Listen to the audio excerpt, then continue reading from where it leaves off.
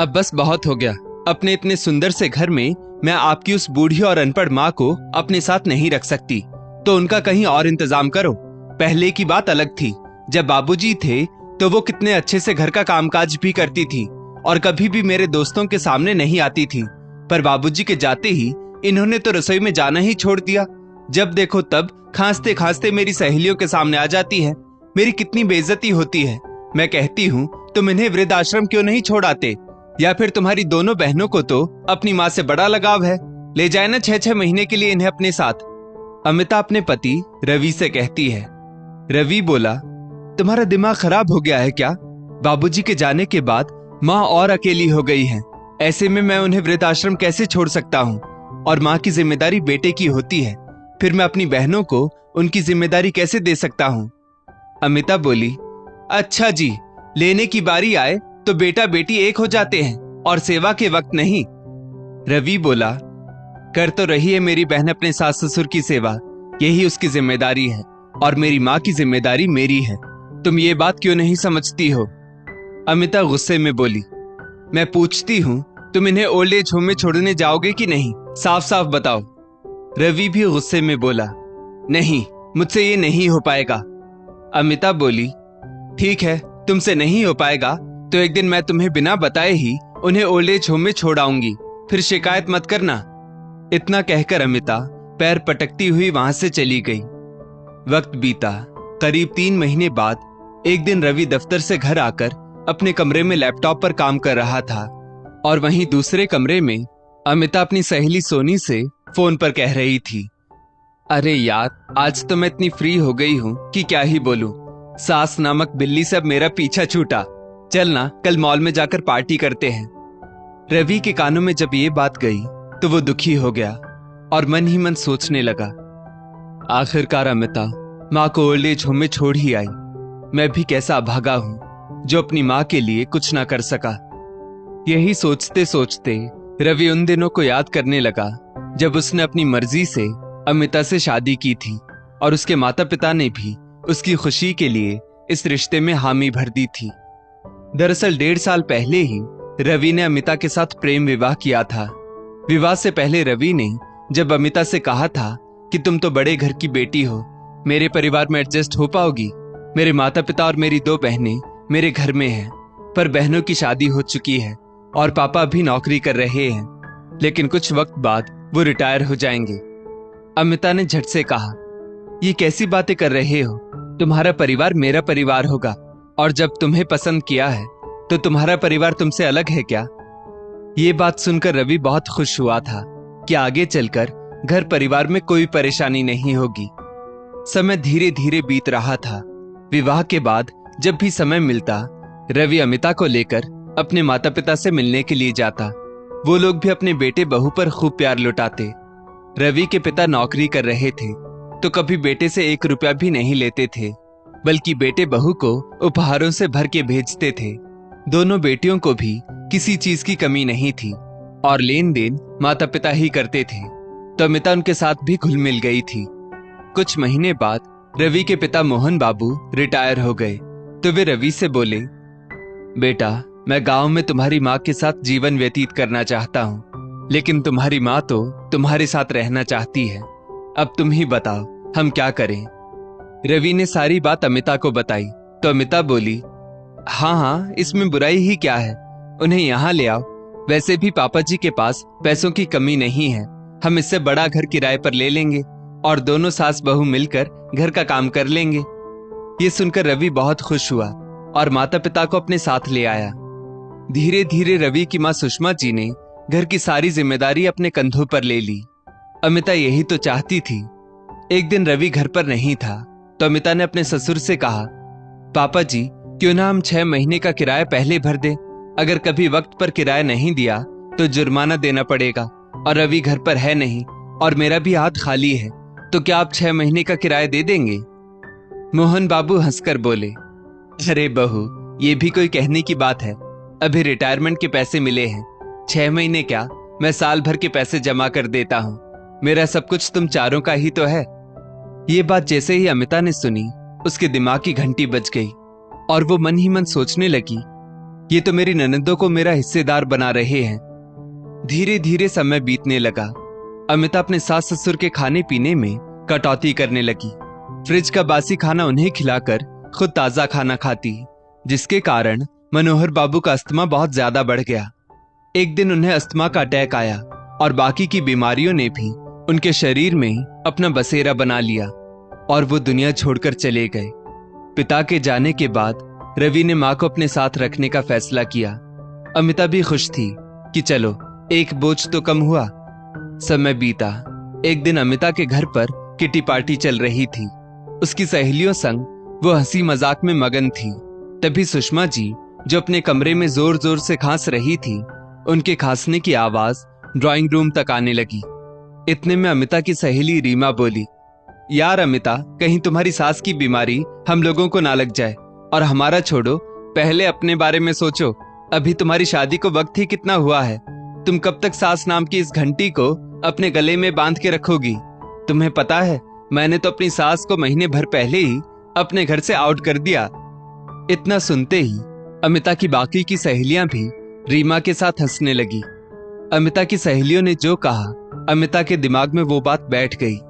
Party तो खत्म हो गई, पर रीमा की कही बातें अमिता के दिमाग में चलती रही।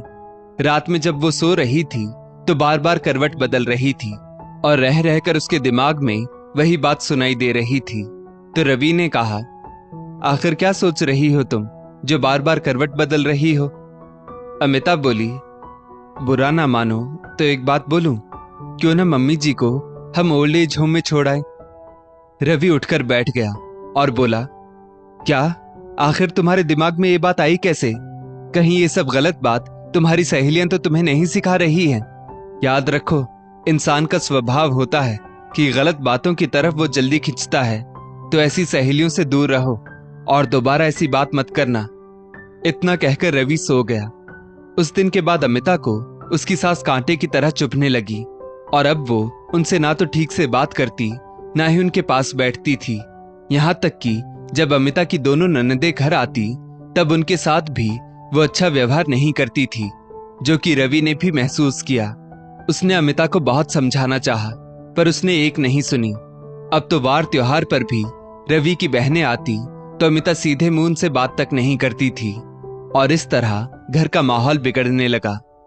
एक रोज अमिता बोली, मैंने कुछ दिन पहले तुमसे कुछ पूछा था, क्या सोचा तुमने? रवि बोला, मैंने अपना जवाब उसी समय तुम्हें दे दिया था, तो उल्टी सीधी हरकतें करना बंद करो। तुम्हें क्या लगता है मुझे समझ में नहीं आता कि तुम मेरी माँ और बहनों के साथ कैसा व्यवहार कर रही हो? अमिता बोली, अब तक तो कुछ नहीं कर रही थी, पर अब जरूर कुछ करना पड़ेगा। रवि एक धैर्यवान लड़का था। वो यही सोचकर हर बार चुप हो जाता था कि अमिता को एक दिन रिश्तों का महत्व समझ में आने लगेगा, लेकिन ऐसा हुआ नहीं और आज तो अमिता ने हद ही कर दी। रवि के दफ्तर जाते ही वो अपनी सास को मंदिर ले जाने के बहाने ओल्ड एज होम में छोड़ आई। अचानक से अमिता बालकनी में आई और चाय का कप रवि की तरफ बढ़ाते हुए बोली, कितना अच्छा मौसम है ना, और घर में कोई नहीं, बस मैं और तुम। रवि अपनी यादों से बाहर आया। उसे अपनी कायरता पर बहुत गुस्सा आ रहा था। उसने बस हाँ हूं में जवाब दिया और थोड़ी देर बाद वहां से जाते हुए बोला, मां के बिना घर सूना सूना लगता है, पर तुम्हें क्या, तुम खुश रहो। इतना कहकर वो चला गया। अगले दिन रवि दफ्तर गया। फिर उधर से ही वो अपनी मां से मिलने के लिए चला गया। उनकी गोद में सिर रखकर वो बहुत रोया और बोला, मां, मैं कितना अभागा हूं, आपके लिए मैं कुछ नहीं कर सका। सुषमा जी बोली, बेटा, मैं तुम्हें दोषी नहीं मानती। शायद ये कष्ट मेरी किस्मत में लिखा होगा, इसीलिए मैं काट रही हूं। बस तुम खुश रहो मेरे बच्चे, मुझे और कुछ नहीं चाहिए। बस तुम मुझसे मिलने आते रहो। वैसे भी उस घर में मैं तेरे लिए ही तो रहती थी। अब ये अक्सर होता था। रवि हर रोज दफ्तर से घर जाने से पहले कुछ घंटे मां के पास बैठकर जाता था। इसी बीच अमिता के पिता का देहांत हो गया। उसे अपनी मां की फिक्र होने लगी। क्रियाकर्म के 1 महीने बाद जब वो अपने मायके गई तो अपनी मां की हालत देखकर उसे लगा कि उसकी भाभी उसकी मां के साथ अच्छा व्यवहार नहीं कर रही है। उसने अपनी भाभी को टोका तो उसकी भाभी बबीता ने कहा, अपनी सास को बेदखल करके मुझे सास का ध्यान कैसे रखना चाहिए ये ज्ञान दे रही हो। अपना मुंह बंद रखो और ज्यादा चिंता है तो ले जाओ अपनी माँ को, और हाँ, आगे से ज्ञान की टोकरी लेकर यहाँ मत आना। उसी दिन अमिता मुंह लटकाकर वापस अपने घर आ गई थी। 2-3 दिन बाद अमिता के पास फोन आया कि आपकी माँ ओल्ड एज होम में है और बहुत बीमार है। ये सुनकर वो चकित रह गई कि अभी तो मैं माँ से मिलकर आई थी। उसने ओल्ड एज होम का नाम पूछा और जब उसे पता चला तो उसको विश्वास नहीं हुआ, क्योंकि ये वही ओल्ड एज होम था जहां कभी अमिता अपनी सास को झूठ बोलकर छोड़ आई थी। फिर उसने बहुत हिम्मत जुटाई और फटाफट उस ओल्ड एज होम में पहुंची। वहां का दृश्य देखकर वो हैरान रह गई। बड़े से हॉल के कोने में बेड पर उसकी माँ अधमरी अवस्था में पड़ी थी और वहीं सिरहाने बैठी अमिता की सास सुषमा जी अपनी समधन का माथा सहला रही थी और उन्हें हिम्मत दे रही थी। अमिता रोते रोते जब वहां पहुंची तो एक महिला ने बताया, कल शाम में इन्हें इसी अवस्था में एक औरत छोड़कर चली गई और तब से माता जी उनकी सेवा में लगी हैं। अमिता की रुलाई फूट पड़ी। वो अपनी सास से नजरें नहीं मिला पा रही थी, बस उनका पैर पकड़कर रोई जा रही थी। माँ जी, मुझे माफ कर दीजिए। सही कहा था आपने, मुझे मेरी करनी का फल एक न एक दिन जरूर मिलेगा। सुषमा जी मुस्कुराकर बोली, बहू, तुम्हारी जगह मेरे पैरों में नहीं, अपनी माँ के पास है। कोई भी औरत अपनी सास को तकलीफ देते समय ये भूल जाती है कि दुनिया के किसी कोने में उसकी भी तो कोई माँ है। अरे, अपने घर में सास से तो वो पीछा छुड़ा लेती है, पर शायद वो ये भूल जाती है कि जब उसकी भी माँ कहीं ऐसे ही दुख को झेलेगी तब क्या होगा। पर छोड़ो इन बातों को। मैंने जो किया वो मेरा कर्तव्य था और तुम तो बस अपनी माँ के पास बैठो, इन्हें अच्छा लगेगा। सास के मुंह से मधुर वचन सुनकर अमिता की आंखों में आंसू भर आए। वो उनके पैर पड़कर बोली, मुझे माफ कर दीजिए माँ जी, मैंने आपके साथ बहुत बुरा बर्ताव किया, फिर भी आपने मेरी माँ को संभाला। मैं ये कैसे भूल गई कि मेरी माँ भी तो किसी की सास है। आपका एक एक वचन बिल्कुल सत्य है। मैंने आपसे तो पीछा छुड़ा लिया, पर मेरी करनी ने आज मेरी माँ को यहाँ पहुंचा दिया। सास बहू की बातें सुनकर लोगों को कुछ बताने की जरूरत नहीं पड़ी। सब समझ गए कि आज अमिता अपनी भूल के लिए अपनी सास से माफी मांग रही है और कहीं ना कहीं बच्चों के कर्मों की सजा माँ बाप को भी भुगतनी ही पड़ती है। अगले दिन उस ओल्ड एज होम का दृश्य बदल चुका था। अमिता अपनी सास को वापस घर ले जाने के लिए उनका सामान पैक कर रही थी, तो वहीं दूसरी तरफ उसकी भाभी अपने आंसुओं से अपनी सास के पांव में झुककर उनसे माफी मांग रही थी और कह रही थी, मुझे मेरी भूल का एहसास है मम्मी जी, चलिए अपने घर चलते हैं। अगर आज मैं आपसे पीछा छुड़ा लूंगी तो कल को मैं भी इसी अवस्था में पाई जाऊंगी। वहां खड़े वृद्धाश्रम के सभी संचालक भावुक हो गए और बाकी की वृद्धाओं पर नजर डालकर उन्होंने रवि से कहा, रवि बाबू, आपने हिम्मत जुटाई, अपने ससुराल वालों को समझाया और आज देखिए आपकी पत्नी और उनकी भाभी को उनकी भूल का एहसास हो गया। अब बस भगवान से इतनी प्रार्थना है कि बाकी की माताओं का भी जीवन संवर जाए और उनके अपने आकर इन्हें ले जाएं, क्योंकि जो भी अपने माँ बाप से पीछा छुड़ाते हैं वो क्यों भूल जाते हैं कि उनके माता पिता भी कहीं ऐसी ही अवस्था को झेल रहे होंगे या फिर भविष्य में उनको भी ऐसी स्थिति से गुजरना पड़ेगा। पर जरूरी तो नहीं कि हर बार बहू को अपनी गलती का एहसास हो जाए, तो बेहतर होगा माता पिता भी आने वाली परिस्थितियों के लिए खुद को तैयार रखें। दोस्तों, इस स्टोरी को लेकर आपकी क्या राय है, नीचे कमेंट करके जरूर बताइएगा और ऐसी ही और भी बेहतरीन वीडियोस के लिए हमारा पेज जरूर फॉलो करें। धन्यवाद।